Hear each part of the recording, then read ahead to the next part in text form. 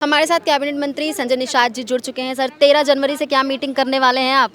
नहीं, मीटिंग नहीं, संकल्प दिवस है। हाँ। ये निर्बल इंडियन सोसाइटी हमारा अंदर कि मैं संस्थापक, मैं राष्ट्रीय अध्यक्ष हूँ। तो 13 जनवरी 2013 को मैं निषाद राज के किले पर मैं संकल्प लिया था कि आज के बाद हम अपने वैभवशाली जीवन को मैं इस सेवा में लगाऊंगा, एक विचारधारा है गाँव गाँव पहुँचाऊँगा, एक राजनीतिक अभिभावक के रूप में इनके सामने आऊँगा। तो ये चीज़ें हम लोगों ने बैठाने के लिए काम किया था। तो हर जितने कार्यकर्ता होते हैं वो संकल्प लेने आते हैं कि भाई आपने जो जिम्मेदारी दी है, हम दृढ़ इच्छा शक्ति है कि मैं पूरा करूँगा। आपने इसको जीतने के लिए दिया, 11 सीट हारी हुई मैंने लिया था, जीत कर दिया कार्यकर्ताओं ने। तो संकल्पित कार्यकर्ता थे, तभी तो 40 साल से भाजपा जिसको नहीं जीत रही थी जीत। तो 13 तारीख को ऑडिटोरियम में डॉक्टर BR अम्बेडकर ऑडिटोरियम आशियाना वहाँ होगा। उसमें शीर्ष नेतृत्व भारतीय जनता पार्टी, हमारे सहयोगी दल के लोग भी आएंगे। 22 राज्यों से कार्यकर्ता आएंगे हमारे, और सभी जिला कमेटी के, हमारे ब्लॉक कमेटी के, विधानसभा और सेक्टर कमेटी के लोग आएंगे। आजकल बैठकों पर काफी भूचाल आ रहा है। तो ये कार्यक्रम हमारा, तो ये संकल्प दिवस हर साल मनता 13 तारीख को। अब बैठकों पर तो राजनीति में बैठ के भाई देखो, संगठन में शक्ति होती है। जब कोई संगठित होगा तो शक्ति आएगी, और शक्ति आती है तो सत्ता में थोड़ा बहुत, तो सत्ता में परिवर्तन तो शक्ति तो से जब होता है। संगठन में शक्ति होती है, तो जब बीजेपी के ब्राह्मण विधायकों ने बैठक की तो उसे क्यों चेतावनी मिल गई? नहीं देखिए, जब आप एक ही पार्टी के लोग बैठोगे तो पार्टी के पार्टी लाइन के हिसाब से तो रहना पड़ेगा।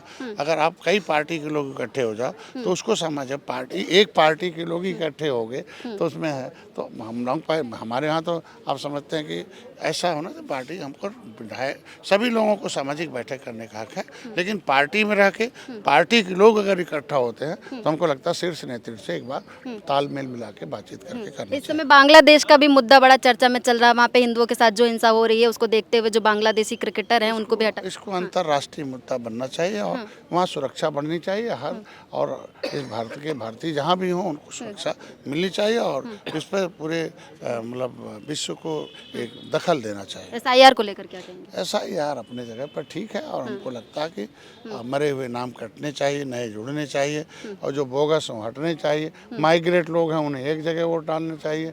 18 साल का जो है उसे हुआ जुड़ना चाहिए। उसमें ये तो लोकतंत्र है, लोकतंत्र में पारदर्शी चुनाव होना चाहिए। भाग्य देश चलाने का मुद्दा है ना भाई, एक अभिभावक चुनने का मुद्दा है। तो अभिभावक कौन चुनेगा? मरा हुआ आदमी चुनेगा कि 2 आदमी 2 बार वोट डाल के चुनेगा? कैसा चुनेगा? जो वोट भाई जो राष्ट्र के निर्माण में नहीं आ सकता उसे क्या कर सकते? लोगों को हमको लगता है SIR ठीक है, और वो संवैधानिक प्रक्रिया। और एक पक्ष की बैठकों को लेकर विपक्ष भी निशाना साधने से चूकता नहीं है। अरे विपक्ष के पास, विपक्ष का काम ही है कि वो अपनी विरोध जताए, बयानबाजी करता रहे, विरोध करता रहे। उसके विपक्ष की आलोचना से ही तो सुधार करके सफलता मिलती है। अभी अखिलेश यादव ने जो लिट्टी चोखा का बोझ किया, तारीफ की अपने कार्यकर्ताओं की, क्या कहेंगे? वो लिट्टी चोखा नहीं है, धोखा एक तरीके से। धोखा है? धोखा क्या ही धोखा है? अरे यार, पहले बीजेपी वाले कर रहे हैं, वो कर रहे हैं।